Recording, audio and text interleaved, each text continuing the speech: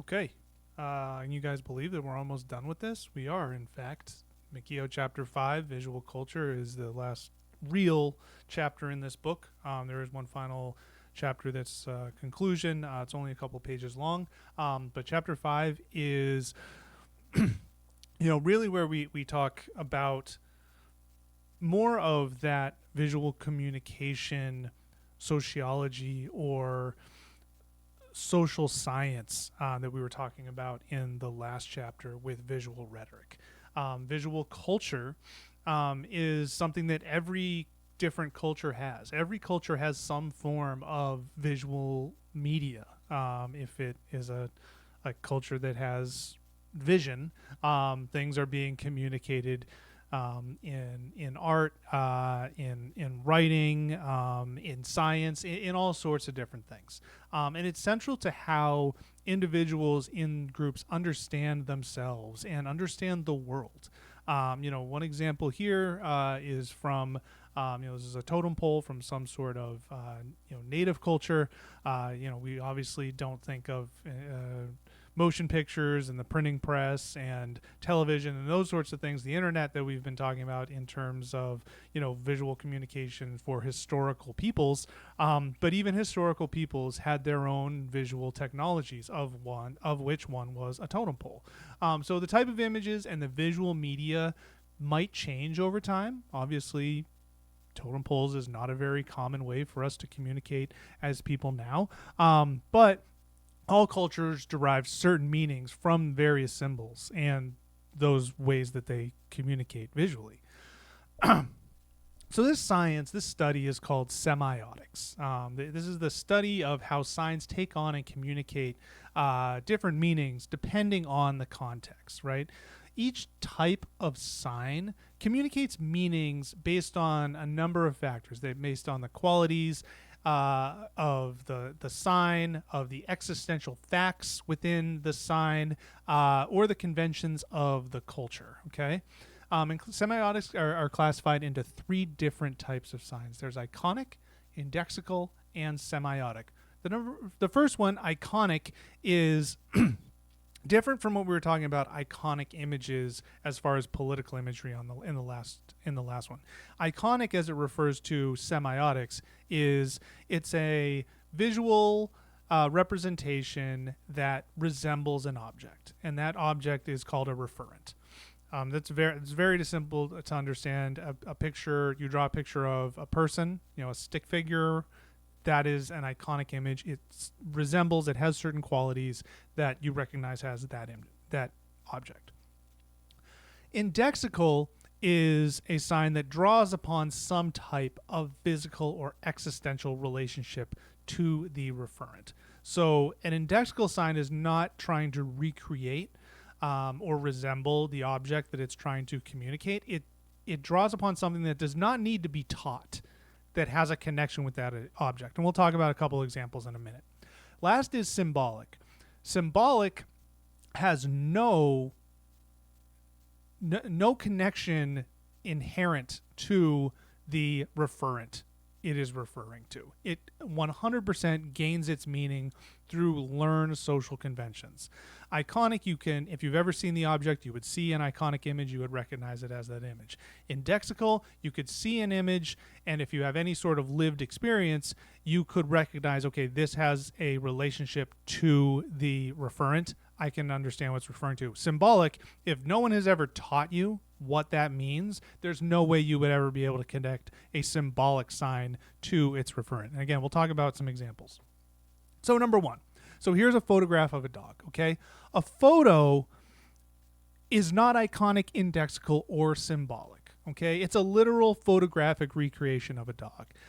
If you are really forced to put a photograph into one of those buckets, I guess you could say it is iconic because it is recreating the referent. But really, it's none of those things. It's not really a sign. It's just this is a dog, and we snapped a picture of a dog.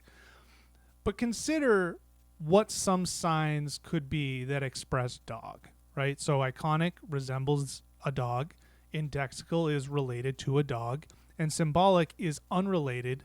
It has to be learned that it refers to a dog. Just think about that for a couple minutes or a couple seconds. All right, so first up, this is an iconic sign for a dog, right? It depicts a recognizable quality and trait of its referent. Okay, this, you look at this, it has, okay, tail, ears, four legs, nose, collar. Like, the viewer doesn't need to learn that this is a sign for dog. I'm sure that you have never seen this clip art image of a dog that I pulled out.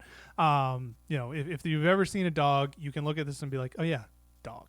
Okay, iconic image, iconic sign for a dog. Next up is indexical sign for a dog. All right, this drawing of a bone could be an indexical sign for dog because we recognize its relationship. Okay, if you've ever had any sort of experience around a dog in your life, or any sort of popular culture, you recognize dogs like bones. Okay, so our ability to kind of interpret this connection, it comes from our lived experiences. It comes from observing things in the world and how dogs and bones relate to each other. So a bone is an indexical sign for dog. It can be inferred without someone ever explicitly telling you dogs like bones. You can just live with a dog or have seen a dog and know that dogs like bones from your upbringing. So lastly, a symbolic sign for dog. In this case, we have the word dog. Words are almost always, language is almost always a symbolic sign. Letters, words, language, those sorts of things, they generally have to be taught. You aren't born and you can't just live necessarily in the world, right? If you lived in Singapore, you would not necessarily over time learn that these are three letters, D-O-G, that they form certain sounds, and that the sounds they form the sound dog, which refers to the four-legged hairy animal that people keep as pets, right? You couldn't infer that just from your life.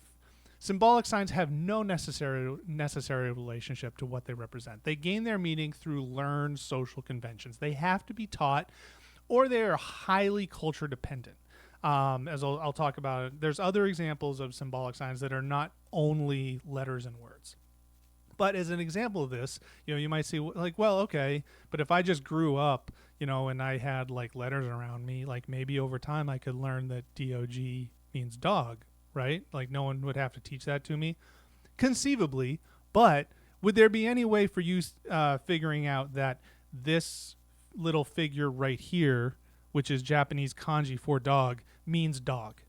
If you were just growing up in Framingham, Massachusetts, of course not, right? It can't simply be inferred by a non-Japanese reader, right? Unless it's accompanied by other things. So this is why letters, language is almost always a symbolic sign.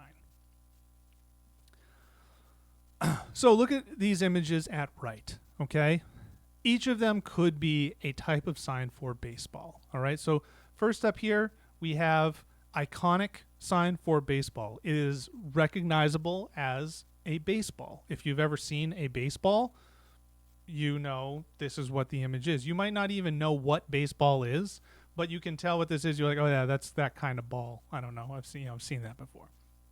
Next up, we have this hat, which is, it has an existential relationship with the ball. It is in an indexical sign. All right. We know from experience, if you've ever seen a baseball game or a photo of a baseball game or, anything of that nature, we know, okay, yeah, usually people who are playing baseball wear this type of hat, right? You don't need to be told explicitly, this is a baseball hat.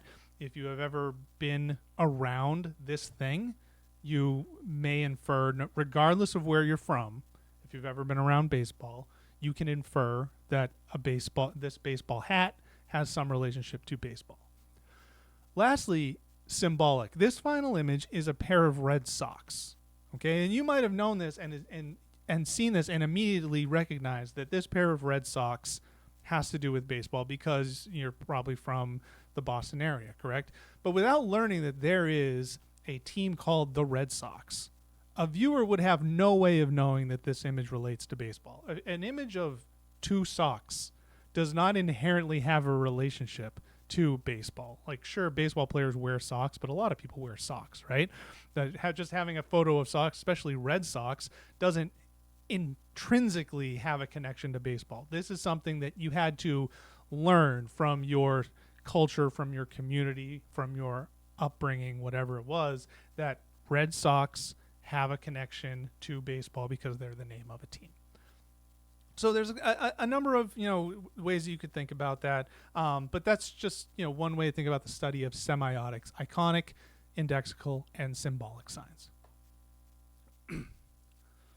So once we have these signs, right? Once we have these images that we are consuming, how we decode the signs is more complex than someone just telling us what it means, right? That's something that could be easily done if I just show you a picture and tell you, here's what it means, here's what you should think. But that's usually not how we interpret images. That's usually not the purpose of images. They're usually shared so that someone doesn't have to explain to you what they mean or what you should think.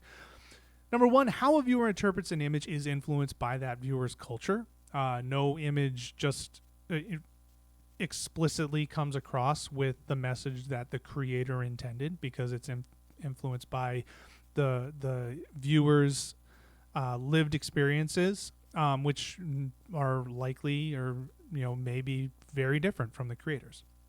Number two, the fact that viewers interpret and respond to a symbol in multiple ways suggests that the meaning of an image is not controlled by its creator. Just because you create an image and you say, this is what I meant, does not mean that that is how it's going to come across. And I'm sure you've had this before. If you've had a conversation with a friend or a family member or something like that, and they take offense to what you say, and you're like, no, that's not what I meant. That's not what I meant when I said that. The same thing can happen with visual communication, where you can do something or say something visually that becomes interpreted in a way that was not intended. So images have two different readings that they can take.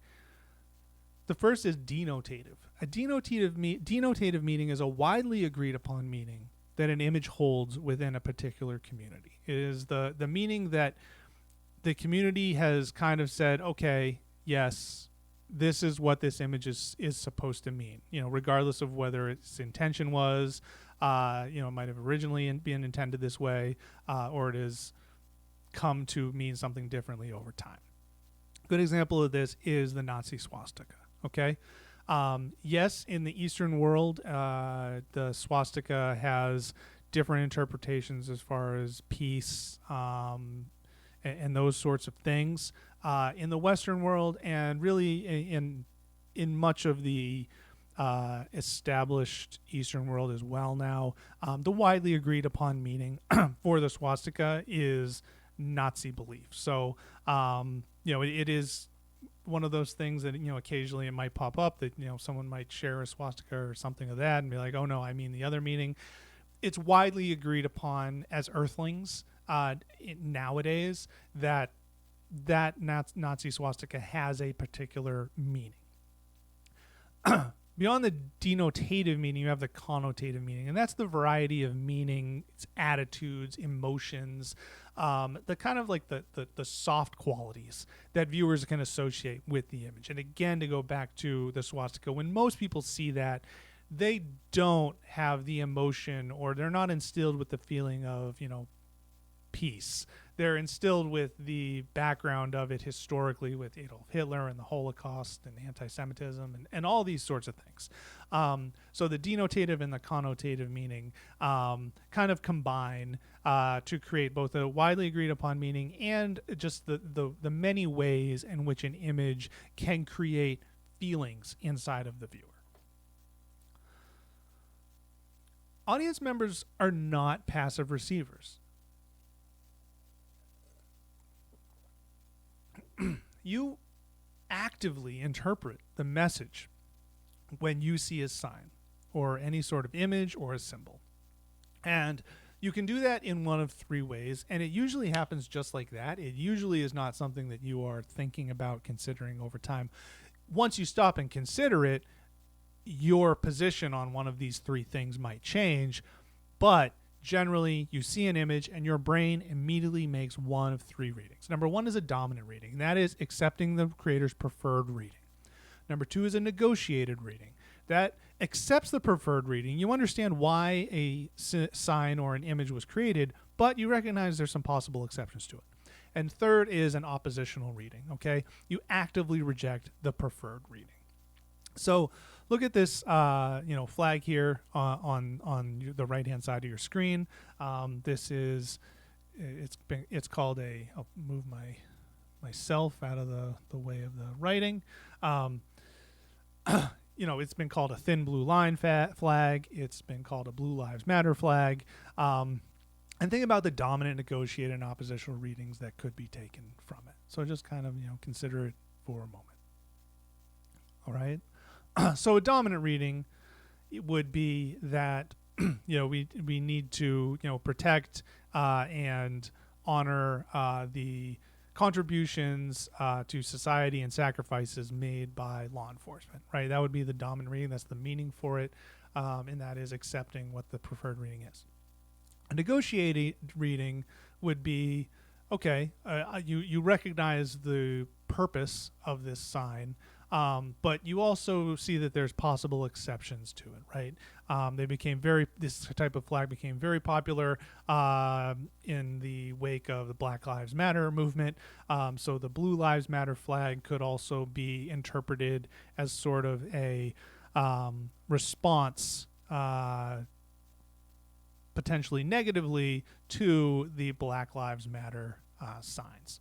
And then an oppositional reading would be just, anti that, this this is just saying what an oppositional reading could be, is that no, this was never intended to just be, in support of law enforcement. This was specifically created, to espouse a certain political position, right? So that would be an oppositional reading.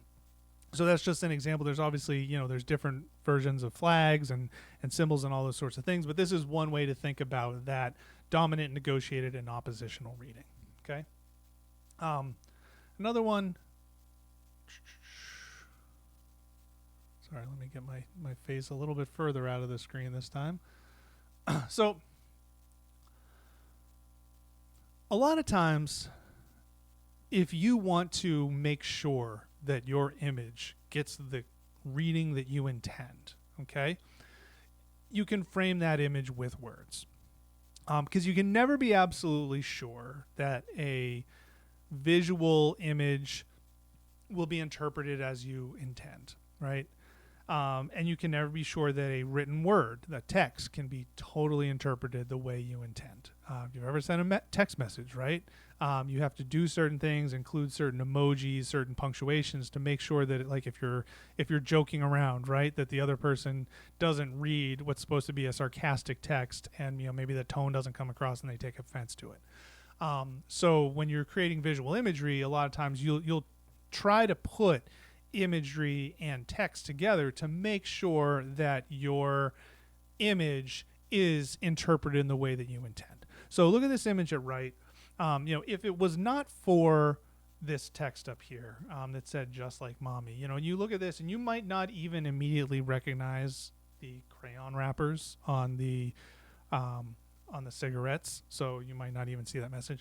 And if you did, if there was no text, you might be like, well, what does that mean? Are they trying to say that kids should smoke cigarettes or something like that? But by adding this text and then the descriptive text underneath it, it's a little bit more easier to interpret that this is an anti-smoking message, right? Just as if it just said "just like mommy" with no image, you would have no idea what that was referring to. It doesn't have any connection to cigarettes or smoking or anything of that nature. So framing images with words, when done the right way, can be very effective at complementing those images to make the message come across much more clearly. All right.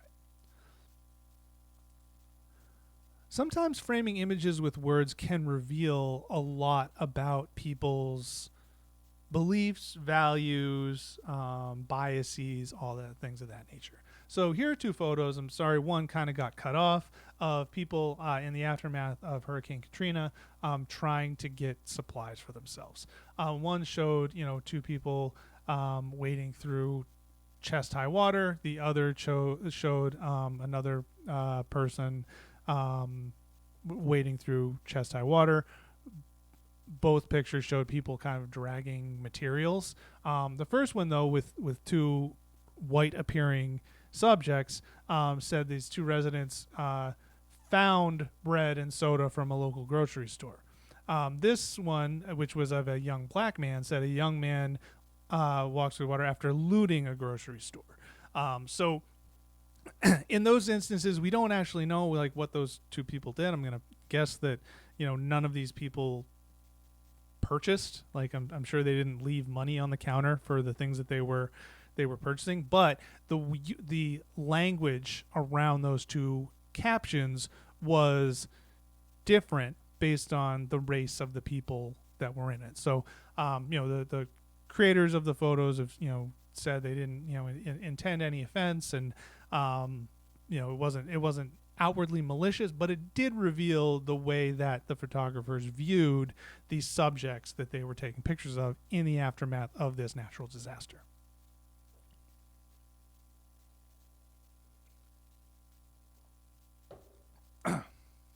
So one of the most interesting elements of the study of visual communication is the idea of resignification. And we're going to talk about a couple examples of that, and that's going to be a subject of your next project. So once an image has been created and shared with the world, its creator loses control over its meaning. It's one of those things like you can paint a picture, you can make a sculpture, you can broadcast a movie, a television show, whatever it might be. Once it's out there in the world, it's going to be received, and it's going to be parsed and interpreted and all these things in ways that you may never have intended. Okay?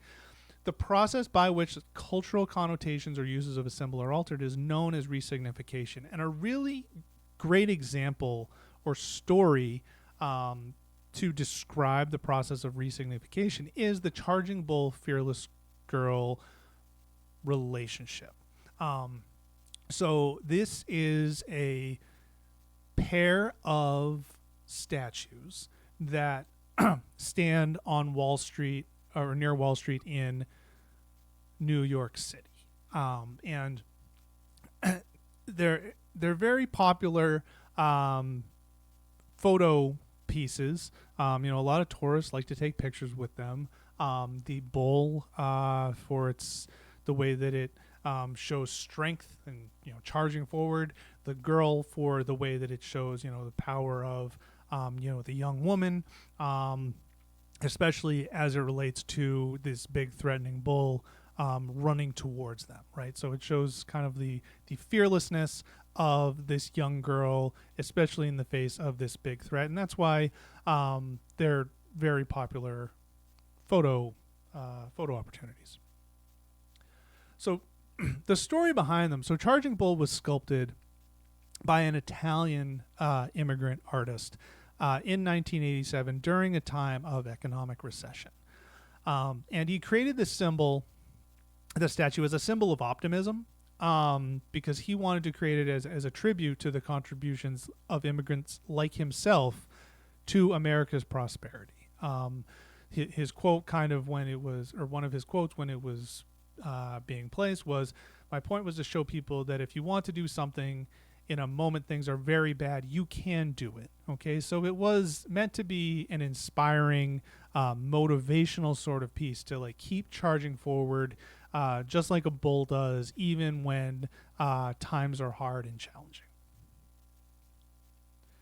Fearless Girl, while it is, technically impressive, from an artistic technical standpoint, it was not created as a piece of art. It was commissioned by State Street Bank in 2017 for a marketing campaign that they wanted to highlight, their female employees or female, vice president leadership team or something of that nature. So it was created by that bank to be created, and its location was chosen because of the location of Charging Bull as a popular spot for tourists. So it was like, well, people are already going to the Charging Bull to take pictures. Let's put this by that statue, so that other people will take picture of our statues too. So obviously the juxtaposition of the giant menacing bull charging at the small yet defiant girl became a symbol for women's and girls' rights, right? Like it is when you look at it, it is kind of a powerful message of, feminist, ability. The sculptor of the bull was very angry, and he called its placement an advertising trick. He said that they took this marketing gimmick and placed it at his, in the realm of his piece of art in order to market their company in the guise of sort of a social, feminist message. He went to court, many times. So, which reading of Charging Bull, Fearless Girl is true? Is Charging Bull a symbol of charging forward through times of struggle, or is it a menacing, threatening figure? Is the girl an inspiring symbol of, girl power, or is it just a marketing, advertising gimmick that's capitalizing on this other popular artistic endeavor? So it all depends on your perspective. It's also not necessarily one or the other. You can also, recognize that one is one thing, but also draw, a certain meaning from it. So it's very interesting. So, if you go to New York, you'll probably see lots of, people taking pictures one way or the other. And if you want, you can be that guy or that individual who tells people, oh, I got something interesting to tell you. And then they'll probably nod at you and walk away. So, with resignification, I'm sure that you have all seen memes because you are, you're people who live in the 21st century, and you're most likely on social media. So you have seen a meme.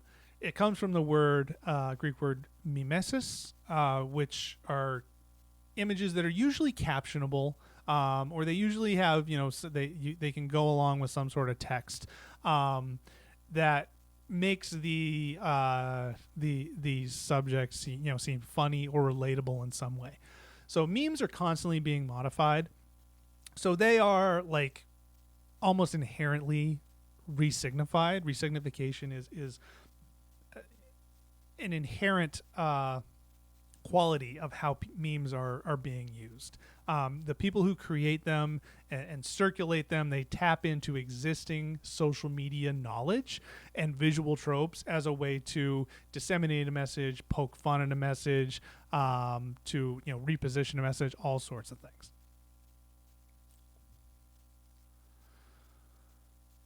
And a very interesting example of how resignification works for memes is the story of Pepe the Frog. You may have seen this face before. It is a fundamental instance of how memes get resignified. Originally, this was just a cartoon character. Okay, it was just a character that some cartoonist made, but over time online, it was adopted as a symbol of white supremacist online communities in the U.S. So it's what's known symbolically as a dog whistle, something that subtly communicates a political ideology to people who recognize what it means, while being invisible to those who do not, right? If there's someone who espouses these beliefs and they share this image, someone else who shares those beliefs will see this image and recognizes you are a white supremacist ally. But if someone accuses you of using this image and saying, "Hey, this image is a white supremacist symbol," you can say, "Oh, I didn't know what that meant. I thought it was just a funny frog." Like, "Oh, I have no idea. Sorry." So in that way, it's possible for it to be resignified with or without the consumer's knowledge. So adding to the confusion is that in Hong Kong, where there's a struggle for independence from China, Pepe the Frog is used as a symbol for Hong Kong independence. So if you are in Hong Kong, or you are, even of, within the Hong Kong community in the U.S., you might be using the Pepe the Frog image in an entirely different way. So it can be very confusing. It can be very dangerous to use this image. So I would say don't use it. But it is something where the artist has tried to fight back to take his meaning back, but he essentially is largely given up that it's been taken from him, and he's got to create a different, use different characters now. Further resignification. This is a iconic American image. This is known as Rosie the Riveter. I'm sure you all have seen it or a version of it. At some point, it was popular with the presidential campaigns of both Hillary Clinton and Kamala Harris. Anytime there's things about female workers, this image seems to pop up.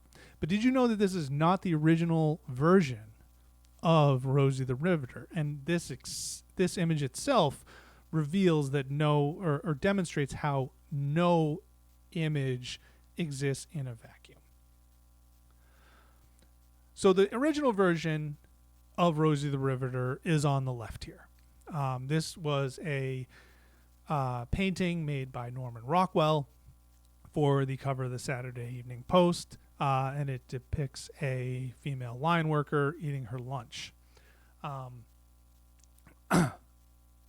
It was sort of co-opted or recreated in the more recognized poster that was created as a marketing recruiting poster for Westinghouse Electric, which was a company at the time. And the differences between the two images and the fact that the one at right has become the more commonly dispersed image really says a lot of interesting things about our society, right? The worker on the left, she's a little bit more, heavy set. She's wearing, baggier clothes, less form fitting. She's got all the probably union buttons or something of that nature across her overalls. She's eating her lunch, so she's doing a very regular everyday activity. She's just hanging out. She's got a tool there. She's got a big heavy tool, so she's doing the equivalent work of what a male factory worker would be doing. She's got her goggles on. Obviously, she's got her work shoes. I know nowadays we look at loafers as dress shoes, but at the time, loafers and those sort of things were work shoes. So it's a very workmanlike blue collar image. Whereas the one on the right, Rosie has been slimmed down. The pins, as far as like a lot of the pins have been removed. The only pin that's there is, I believe, for like the government, army, work organization. There's no longer a tool there that the woman might be using. So the implication that a female worker is doing exactly the same work as a man could do is no longer present.